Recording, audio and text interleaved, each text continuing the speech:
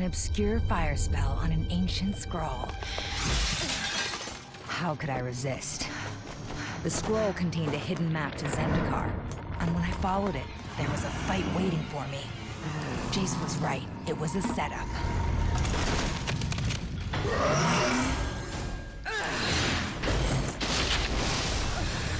Ramaz. I should have known better than to trust him. He's been messing with my mind. I'm gonna find him, and he'll pay! How's it going, guys? Welcome to Magic the Gathering 2014. For those of you who don't know, Magic the Gathering is a trading card game, much like Pokemon and Yu-Gi-Oh! For people who play that kind of thing. And it was actually the first trading card game. It's what all the other trading card games are based off of. So, for those of you who have never played it, or heard of it, I recommend you check it out if you like things like Pokemon and Yu-Gi-Oh! Because it's actually the forefather of those types of games. Well, I saw this game on Steam for $10, and I hadn't played Magic in a very long time, so I figured, hey, what the heck, I'll pick it up, see what the new Magic scene's about, and I can maybe walk you guys through the beginning steps of Magic, and you can kind of get maybe in the head of someone who's actually played the game before, and wasn't half bad. So let's go ahead and get started. I'm going to go single player, start the campaign, and I'm going to skip all these tutorials because I already know how to play the game. I'm going to go right into dueling Chandra Nal-Aar, I believe is how you say her name. The lore behind Magic the Gathering is you're a Planeswalker, which is someone who has the ability to summon creatures and spells and things like that. And you go through different planes of existence that have different properties, like a fire planet, ice planet, whatever. It's really in-depth, and there's books about it and stuff, but you can read up on that later. In this game, all the decks are locked originally, so there's all these different color and types of decks, but I only have the first deck, which is Hunter's Strength. To unlock someone's deck, you have to beat the Planeswalker who that deck is based around. So our first opponent is Chandra, which is a Fire Planeswalker, and this guy here is Garruk. Garruk... I don't think he has a second name, so just Garruk, and he's the Green Planeswalker. Red is all about damage and burning. Green is all about very large creatures, a lot of mana, a lot of creatures, things like that. I'll get more in depth when we start the game, but let's go ahead and get it started. And this is my Planeswalker symbol. I wonder if I can change it. Okay, so you'll see I have all these things in my hand, and the first of these things is land. Things cost land. You're allowed to play one land per turn, and then you're only allowed to use a land once per turn. So if let's say on my first turn, I put down my first land. If I wanted to play this card that costs 1 green mana, I would turn this card sideways and it would be considered tapped until my next turn. So it would be spent, and then on the second turn I would have 2 land if I had another land in my hand. And then I'd be able to play something like this, and I'd tap them both and it would spend all my mana. So let's look at this hand. I have 2 land, which isn't that great. Primeval Bounty. Whenever you cast a creature spell, put a 3/3. Oh, that's pretty good. Whenever you cast a non-creature spell, put 3+1/+1 counters on target creature. So that's very good, but 6 mana is a lot, and I'm not going to get it with this hand. So I actually don't like this hand, so I'm going to draw a new hand. This isn't bad. I want a lot of land because this deck is going to run a very high mana curve. So let's go ahead and keep it. And it looks like I go first, so I'm going to play my first land, and then I'm going to pass turn, because that's all I can do right now. Now it's Chandra's turn. She's going to draw a card, she's going to play her land, and she's probably going to lightning bolt me or something stupid. Yep, there she goes, Goblin Arsonist. Whenever this creature dies, you may have it deal 1 damage to target creature or player, and it's a 1/1. What that means is it has 1 attack and 1 defense. You can look at defense as a creature's health, essentially. So when that creature attacks, it deals 1 damage to either me or the creature I control that's blocking it. Okay, so now we don't have anything else to do. So all we can do is play another land and pass the turn back to Chandra. When we get to turn 3, I'm going to play this creature here. Oops, it won't let me look at it. Which is a 3/3 spider. It says can only block creatures with flying, and it has reach, which means it can block creatures with flying. So this is only good at blocking flying creatures, which that goblin is not. So I'm about to take a damage. Nope, I can't block, so whack, 1 damage to me. There we go. Now it's my turn. She's actually not gonna play anything, wow. Okay, so let's go ahead and... Okay, so I'm gonna play this Gloom Widow for 3 mana. There, it's tapped. But what will help me is... Yes, I know.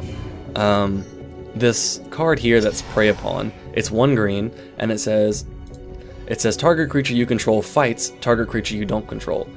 Using this, I can bypass the clause on the spider card that says it can't block creatures that don't have flying. So, wait, zoom out. So what I'm going to do is next turn, I'm going to fight this creature with that creature, and I'm going to win because I have 3 attack and 3 health, and it only has 1 attack and 1 health. So,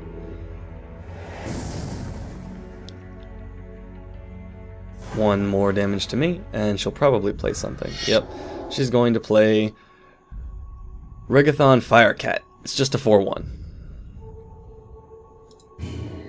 I say just a 4/1. That's a pretty good card. Man, 3 Prey Upons. That's not good. But what I'm going to do now is I'm going to play this enchantment card because I have 4 mana. So I'll use 3 of it on this and 1 of it on this. What Oakenform says is it says... Well, first let's say what enchantments are. Enchantments affect cards on the field.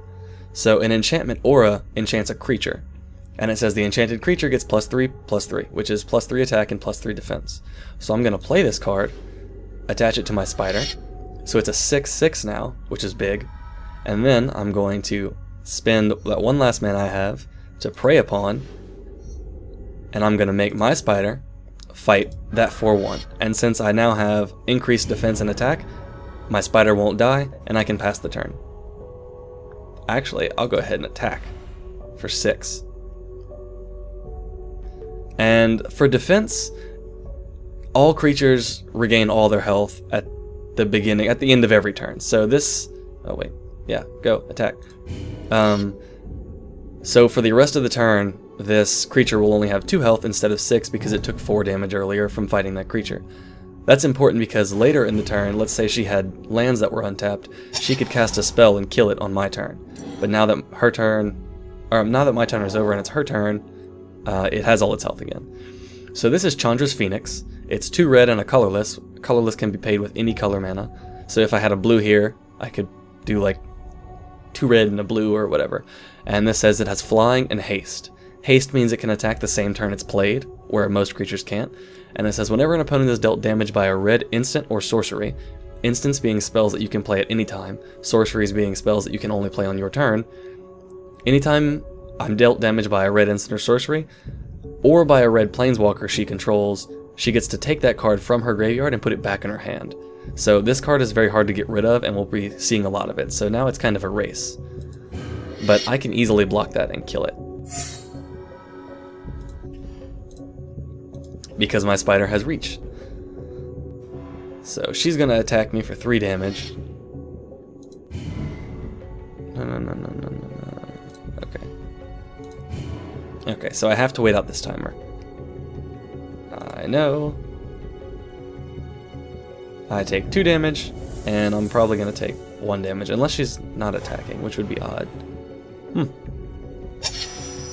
Alright, now I'm gonna wipe her field. I have 2 Prey Upons left, and I'm going to use them both on this spider to kill this, and then kill that. And then I'm going to hit her right in the face for 6 damage. It's going to be great. So first we're going to kill the Phoenix. Make those 2 creatures fight. Then I'm going to kill the Goblin. Make these 2 creatures fight.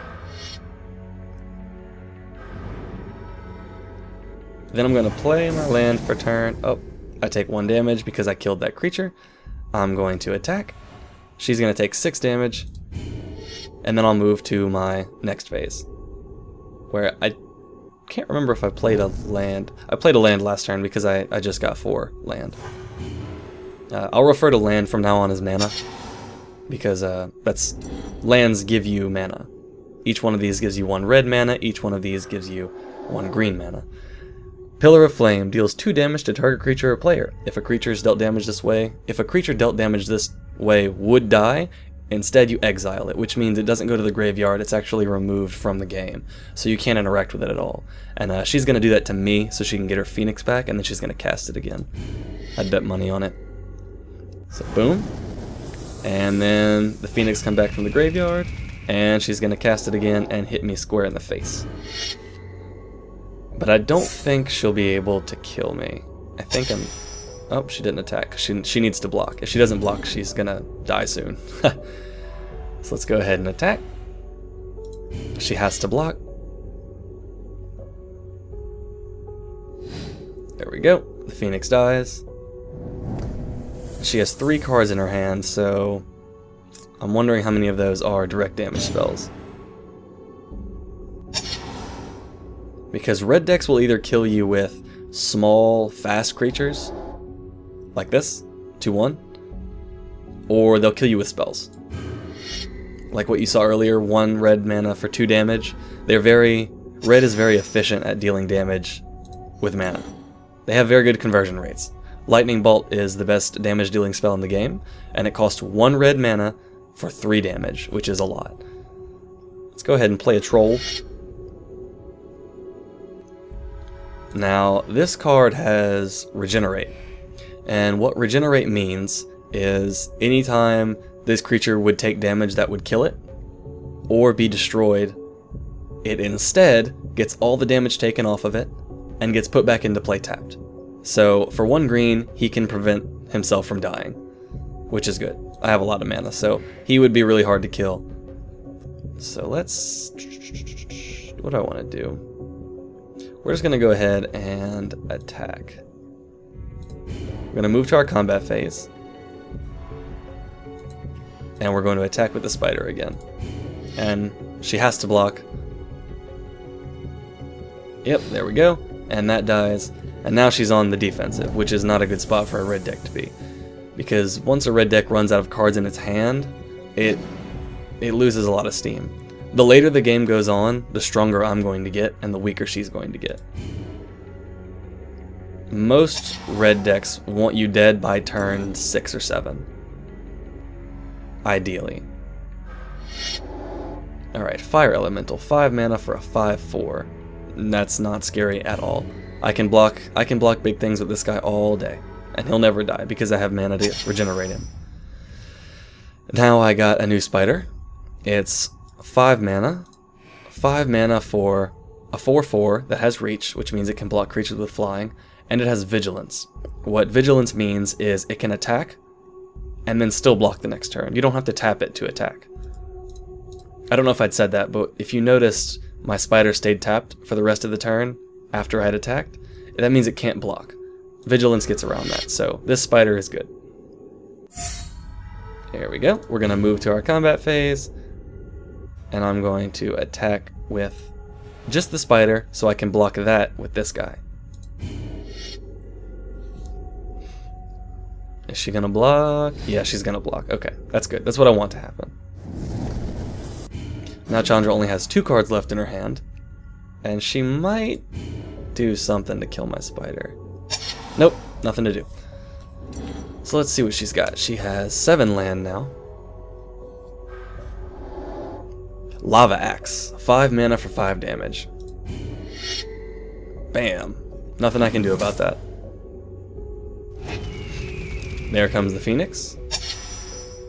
And she didn't play it, and I win. I'm gonna go continue.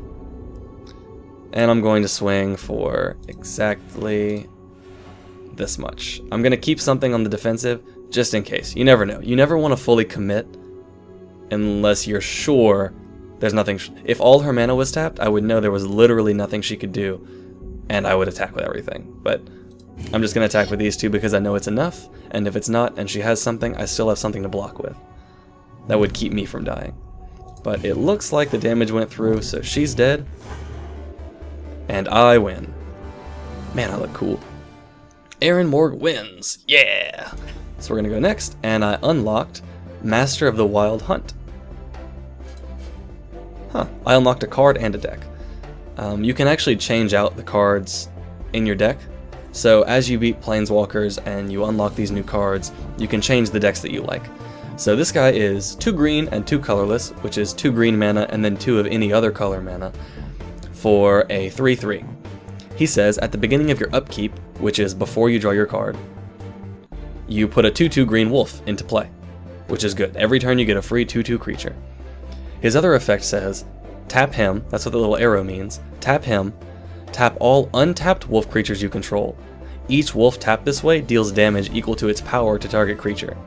That creature deals damage equal to its power divided as its controller chooses among any number of those wolves. So basically what that lets me do is, as a green deck, you don't have a way to really deal with other people's creatures unless they fight you, unless you can block them. So if they get some scary creature down, I can use this card, tap it, and I can essentially snipe out creatures, which is the thing that stops green decks. Green decks play creatures and they kill you with creatures, as opposed to blue decks and red decks, which would kill you with spells or things like that I'll get into later. But he's a good card and we'll work him into the deck. And on top of that card, we unlocked an entire new deck. The deck we just played, we got. I underestimated you. It won't happen again.